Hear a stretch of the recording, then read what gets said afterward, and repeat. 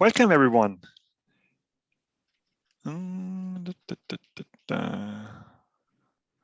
Wait a moment, 1 second. Here we go. Welcome, everyone.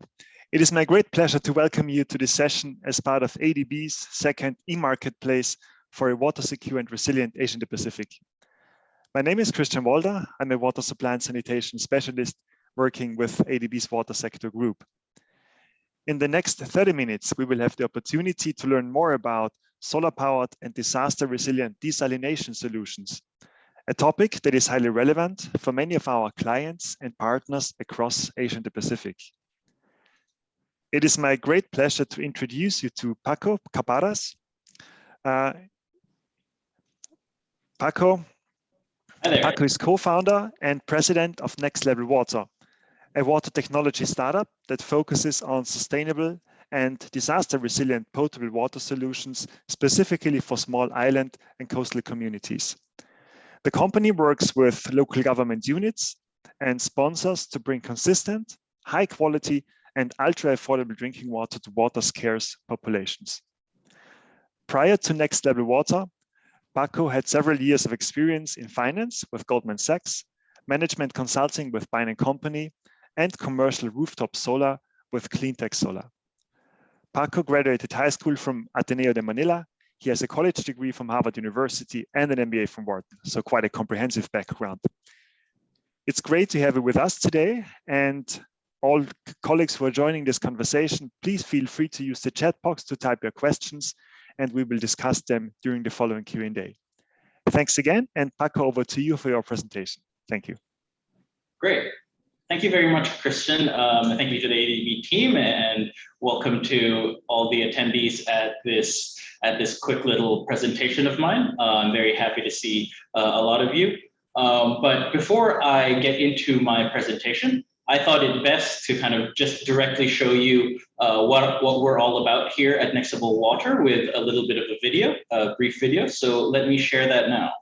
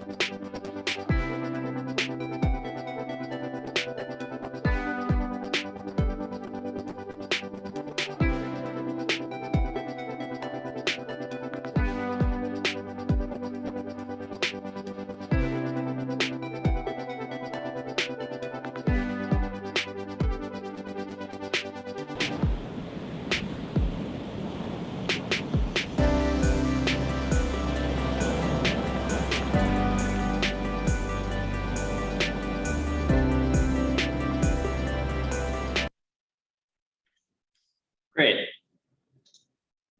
So let me, hopefully that gave you a little bit of a flavor of what we do here at NXTLVL. So that as a backdrop, let me now share my main presentation.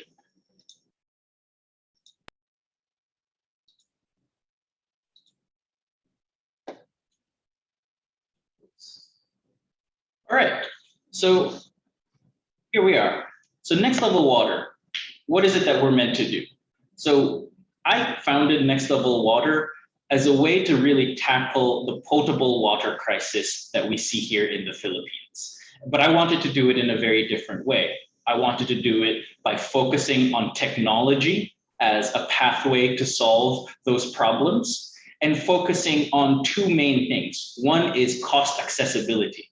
I knew that most of the people that have potable water problems in the Philippines are typically those at the lower income levels, usually far out from major metro areas in islands and coastal communities. And I wanted to do so in such a way that promoted environmental sustainability. We're all very aware of the climate change problems, with the Philippines being at the forefront of these, and definitely necessary to create solutions or deploy solutions with this in mind that don't further harm the ecosystem or the ecology that we can see in a lot of the areas in which we operate.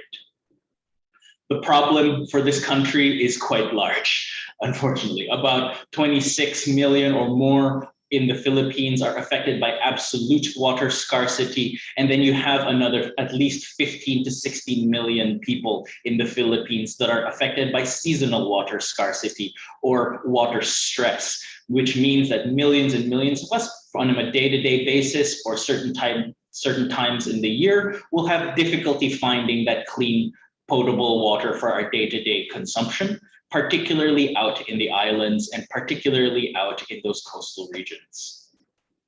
There are three main causes of this in general. The first is that we tend to lack in a lot of modern water infrastructure. It is very difficult to build large reservoirs, dams, piping systems, distribution systems, especially in smaller islands where populations and sources of clean water are not as available or as easy to deploy. The second thing is that a lot of our freshwater resources tend to be overmined or over depleted. A lot of times groundwater is no longer readily available, and a lot of the deep wells that we've dug over the past few decades are very, very open to things like saline intrusion during the times of storm or changes of season. And the freshwater itself in our aquifers is no longer enough to keep up with our rising urbanization and the increase of our population over time. The third and final main driver of this is that there are a lot of technology out there that may treat water from non-potable into potable, but traditionally these have been very, very expensive. Desalination, which is a technology that I focus on, has traditionally used way too much energy, such that to convert water into potable water using desalination would cost too much in power costs or electricity costs, and which would lead to very, very expensive water, somewhere around the 90 pesos per 5 gallons of water traditionally when you're looking at smaller systems that are typically used in some islands. Which means that even if you can desalinate clean potable water, the water that you desalinate often is too expensive for communities to be able to purchase and to be able to use on a day-to-day basis. We don't want people to be choosing to have to spend a third or even a half of their daily income just on clean water to drink. So when we looked at trying to solve this problem, what we clearly saw is that we needed to answer these three things. We needed to provide either a way of bypassing or creating new infrastructure in these islands. Number two, we wanted to focus on water sources that wouldn't further deplete already depleted freshwater sources that we see out in the islands or in the coastal regions. So we didn't want to dig deep wells and tap aquifers. And number three, we wanted to focus on technology that would drive down the cost for the end user and make it much more accessible on a day-to-day basis, that you could either afford to buy high quality potable water, or in some cases, it would be barely an impact on what you see, or barely an impact on your daily expenditure. And that's exactly what we've done. As you saw earlier, we like to call it the next level Hydra. And what it does very, very effectively in a few simple words is it uses two renewable sources. It uses the sea, which we have a lot of, and never-ending supply of seawater, and it uses the sun as the only power source to power the entire system. And using both the sea, the sun, and our heavily energy efficient desalination technology, what we're able to do is have a consistent source of supply water that we can desalinate very, very cheaply, And this means that it can deliver cheap potable water to almost any island or coastal region. The picture that you see here today is an island called Pamilacan in Bohol, where we've worked with the local government unit and the governor, Governor Yap, to produce water on this island for about 2,500 people off of one system and drive down the cost by more than 85% for potable water. In fact, on Pamilacan today, a 5-gallon jug of water actually costs anywhere only from 5 to 7 pesos, as opposed to what they were paying for before, which was on the range of 40 to 50 pesos per 5-liter jug. So in fact, on Pamilacan and its sister island, Pandanon, where we've deployed another system, the residents of the island now enjoy the cheapest potable water in the entire Philippines, which is delivered through our systems. They're able to enjoy that water on a consistent basis because we have solved those 3 major issues. The first being infrastructure. We solve that through modular design, which means that it's very easy to deploy directly on the island, and we can deploy it literally where the community is, so that water does not need to travel or does not need to be put into pipes. People can simply walk up or have their water delivered to their homes and bypass that large water infrastructure distribution problem. On the second, as I just said, we use only sustainable resources, the sun and the sea, and no deep wells or no tapping of aquifers. In fact, both Pamilacan and Pandanon Island do not have freshwater aquifers, and that has not been a problem, of course, for us, and they're still able to enjoy their water. And number 3, the technology that we've deployed for desalination makes it such that it can be fully powered by solar power. And in fact, the charges or the fees charged for these 5-gallon jugs of water to the populace are simply there to help support other jobs that can be created by these systems, the jobs of the fillers, the cleaners, the maintainers of the exact system, and actually create a situation in the community where the community can itself maintain the system and create, a long-lasting provision of high-quality, consistent, and disaster-resilient source of water for really the entire island.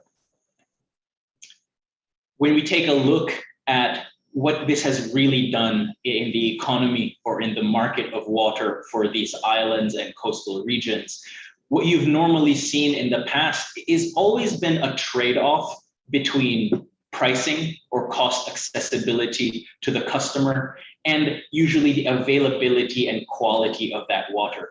Previously, people on the island would depend, if they had a deep well, on very inconsistent quality supplies of deep well-fed water, or in fact, rain and catchment water, which is not normally considered as potable, but that's normally what they've had to rely on due to cost considerations. Or they've had to import that water from the mainlands, buying the water from the mainland and then transporting it, usually several hours on a bangka to the island, causing a lot more cost in the transportation and logistics of that, which is why they've often seen potable water from the mainland as being very, very expensive and usually not always available and not always accessible due to seasonality and things like changing waves and changing seasons that affect the ability to go back and forth between the mainlands and the islands. NXTLVL Water has, again, kind of solved that by putting the source of water and putting the water production right in the island itself and not having to rely on further supply chains, things like having to transport diesel or other types of fuel for generators to run. By running everything off of solar alone, it creates an incredibly resilient and self-sufficient source of water that cuts out a lot of the excess and a lot of the cost that is associated with providing and machining high quality potable water. Won't go through the entire kind of set of of technology specifications here, but just to give you a bit of an idea, our technology, number one, has been founded and innovated across a number of water technology suppliers, key among them elemental water makers in the Netherlands, whose energy recovery device that we use in our systems, as well as our own particular innovations that are designed specifically for deployments on islands and deployments on islands where there are no power sources. So you do not need things like power tools, you do not need heavy construction equipment, or in fact, you don't even need a port from which to land your components, as you can see with many of our islands not having those types of facilities. It's incredibly modular, as I said, which means it's expandable. We can do anything from 5,000 to 88,000 liters per day in individual systems, and can actually even expand beyond that into several 100,000 liters per day across a network of multiple systems, which is very, very kind of easy to deploy and can be deployed much more rapidly than most water desalination facilities. Again, we completely power with solar, use a very small footprint. It's really anywhere from 30 to 50 square meters of beach adjacent or sea adjacent land, which is usually readily available. We design our systems to be incredibly weather resilient. As we all know, typhoons in the Philippines are very common, and you have to build your systems so that they can survive and that they can kind of continue to produce during, and more importantly, immediately after large storms. So we design our systems to be effectively like bunkers, very, very kind of high resiliency, so that we can make sure that in these critical times, particularly around storm season, that potable water supply goes on uninterrupted. And then really importantly, for us, because we're deploying in far out places like islands and small coastal communities, our technology and our systems have to be highly labor efficient, highly monitored on a remote basis, and very easy to repair.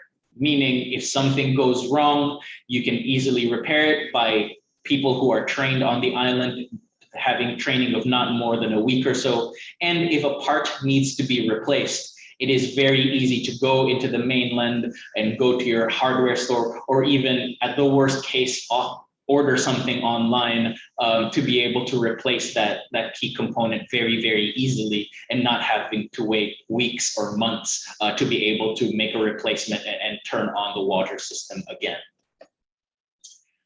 Now, we've deployed our systems across the Philippines. I spoke about Bohol a little bit. We've deployed in San Juan as well, as well as having some of our smaller systems, which I'll talk about in a second, deployed around places like Pampanga.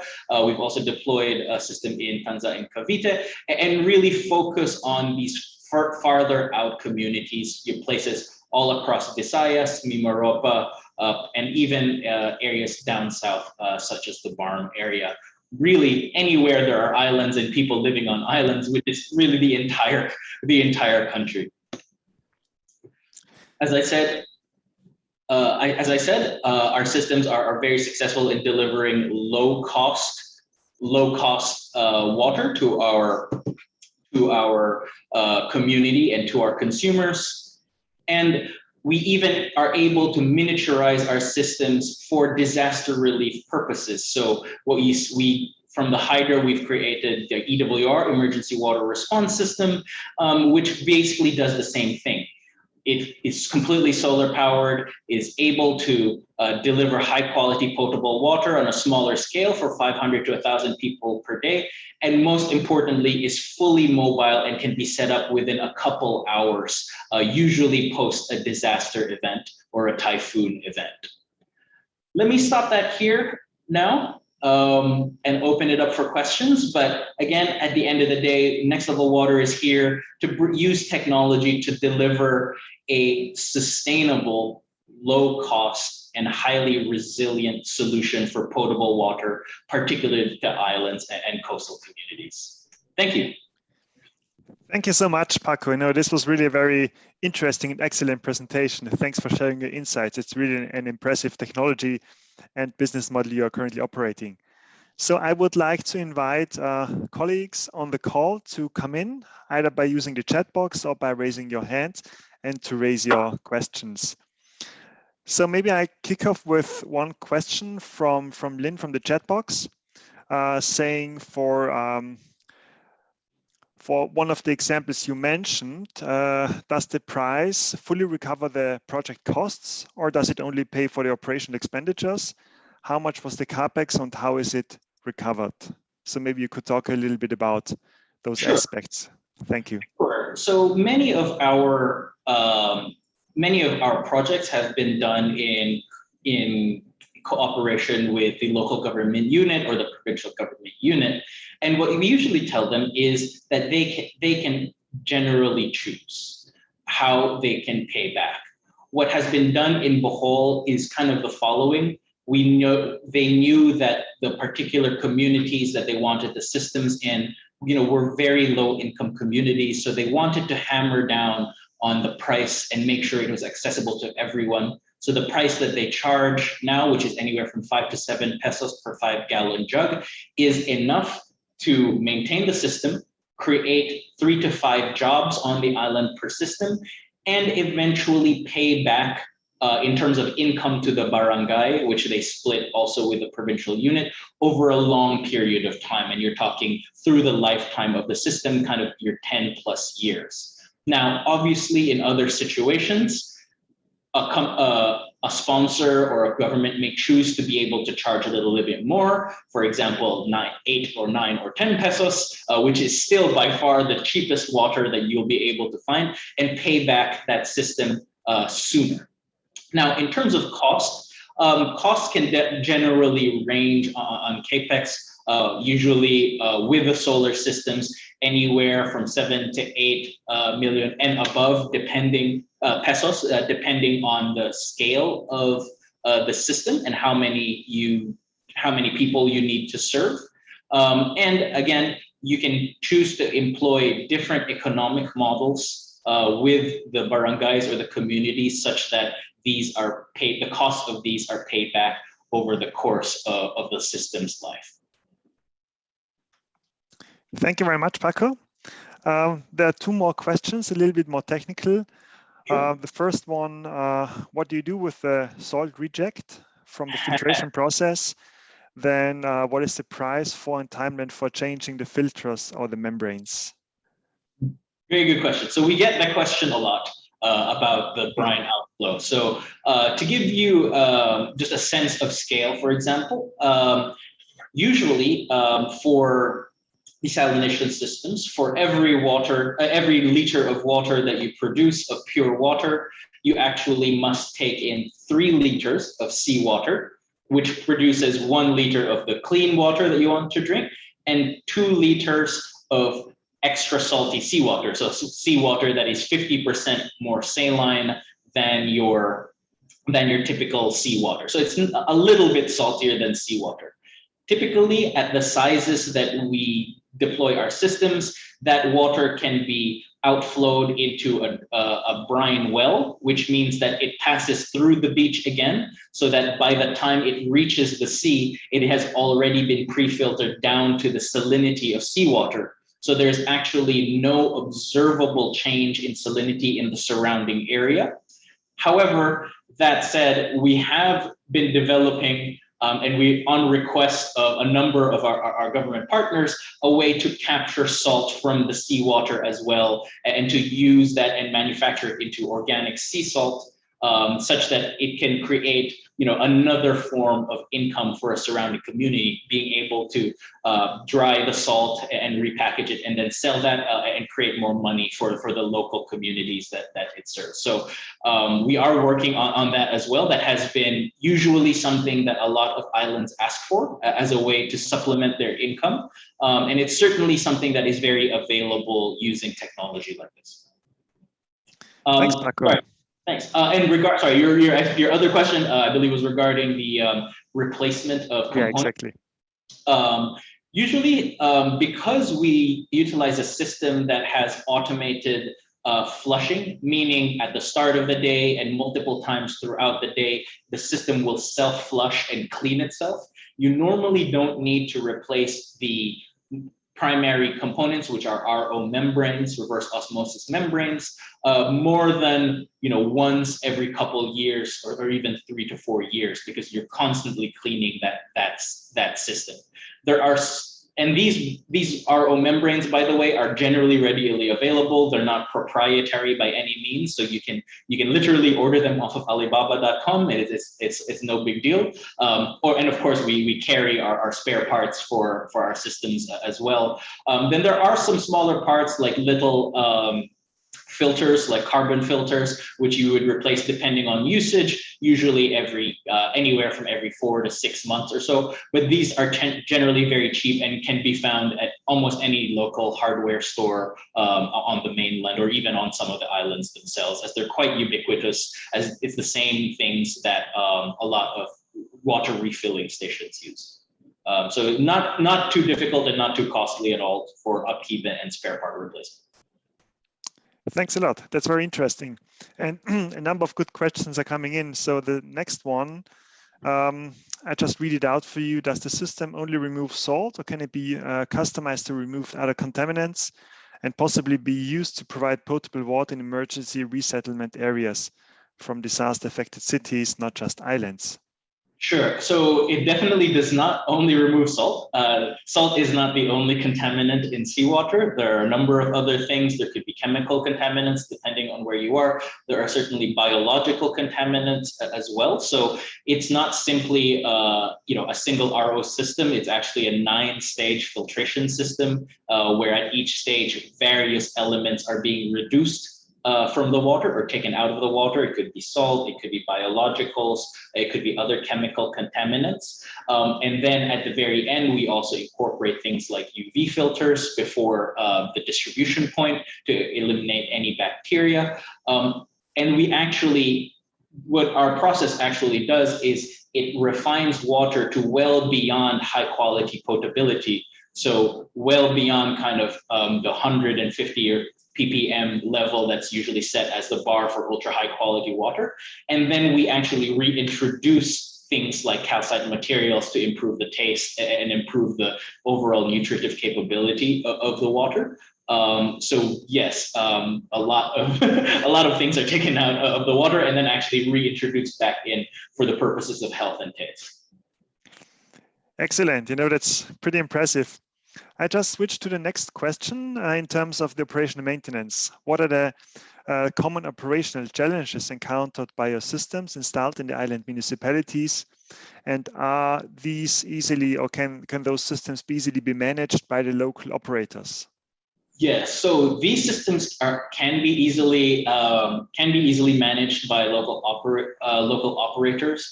And when we do put in a system, we never fully go away. There's obviously kind of the continued support, and we are able to monitor everything remotely. So there are SIM cards pushed into the system that let us know before it's even observed at the system itself if there's anything going wrong with, say, the source water or the output water, or things are not functioning properly. So the impact of that is that there isn't really that much training that needs to go on for the local operator, and there's fairly comprehensive maintenance guides and things like that. In terms of the largest challenges that we face, I think it's almost a little funny for us, but what we realized is that because we put up these systems in islands that normally don't have stable power sources, they either have generator grids or sometimes not even that. People tend to want to use our solar systems for their own uses a lot, which isn't very good for the system because it's obviously designed to operate the system and things like that. But sometimes one time we've had a system that broke down because they decided to have a party and plugged in a karaoke machine to our solar system. which depleted the amount of power that's available for the system, and therefore it had to be stopped. So we had to kind of, it's a quick repair, but now we definitely try to warn more people all the time. Please don't plug in your karaoke systems, or please don't plug in your power tools and grinders. Like, this solar system is really built for purpose for the water system and for water distribution. Although we could theoretically provide more solar if that's what they wanted, but that's one of the kind of challenges that you'll only encounter once you're already there in the island, and you realize how they want to use the kind of resources that you're deploying there. But other than that, other than uses that the systems aren't really built for or designed for, it's generally built to be a highly resistant, almost a plug and play and easy deployment system. So these systems only take, in terms of time on island, not more than a couple of weeks to get up and running, and less than a week to just start distributing at maximum capacity. I see. Thank you so much, Paco, for sharing your experiences and your insights. This is really, super interesting. I think we have time for one more question, and then unfortunately, I guess we have to wrap up because we're running out of time. So the last question may be related to the water source. Why not using groundwater as feed water? Very likely groundwater is less saline than the seawater would make your system more efficient. So just to clarify, so the hydro system is built for using only seawater. Actually, our disaster resiliency product, the EWR system, can use seawater, brackish water, pond, river, really any water that's available. It's because essentially it was built for a disaster scenario. So whatever is available and you need the drinking water right away, you can simply plug in, turn on the machine, let the solar charge for a little bit, and you're up and running. Now, the reason that we designed the hydro to only focus on seawater is twofold. One, we wanted to make it as environmentally sustainable as possible. And seawater really represents the most renewable or the most abundant source of water that you'll find in most islands and most coastal regions. And the fact that we're doing desalination at such a small scale that we're not harming any of the ecology or any of the sea life when we put in a system was very, very important to us. The second reason is more technical, which is the fact that even though you can sometimes tap fresher or less saline sources of water, the problem that you normally encounter is that over the course of a year or several years, that the salinity of that water may go up and down and may vary from day to day, depending on the season or depending on when there is a storm. And these systems and desalination systems in general, they prefer consistency. Your system will actually last longer, even if it's taking in water at a higher salinity, like seawater, as long as it's within a very consistent range of salinity and other contaminants, versus a slightly fresher source of water who from month to month, season to season, it will change because the system is more properly geared towards a single type of source water. So on a technical basis, it's actually preferable for us to use seawater because it is so consistent. You can predict the ppm of seawater very, very consistently from month to month, year to year. Thank you very much, Paco. We are running slightly over time. Nevertheless, I take the liberty of asking one more question because I really enjoyed this discussion. And if you could limit your answer maybe to 30 seconds or so. Sure. So I would be interested in your business model. Are you also taking care about the delivery of jugs and who is doing the revenue collections? So in terms of the overall setting, how you're operating your system? Sure. Since we work mostly with local government units and the local community, the business model when we work with them is designed such that the local barangay is the one that eventually does the operations for the distribution and is also the one that earns money from this. But to note, our systems are actually very viable also for private side investment, where we actually have a model where we don't work with local government units and operate systems ourselves and work with what we call a reseller network. So private individuals, they own sari-sari stores, or they're just entrepreneurs that want to make a little bit more money delivering water. And it's a perfectly viable business model on the private side with, really working and using the community to provide their own water. Excellent, Paco. Okay, thanks everyone for joining. Thanks again, Paco, for the interesting presentation, for sharing your insights. With this, I guess we have to bring this session to a close. Apologies again for running slightly over time. I would like to invite you to join also the next sessions later today. There is a super interesting session on flood risk resilience, where HK, we will present the flood risk app for improved resilience. So I would kindly invite you to join also the next upcoming sessions as part of the ADB e-marketplace. Thanks everyone for joining. I wish you a great day ahead. And thanks again to Paco and his team for sharing your insights and for presenting your interesting technology. Thank you very much. Thank you, everyone. Bye-bye.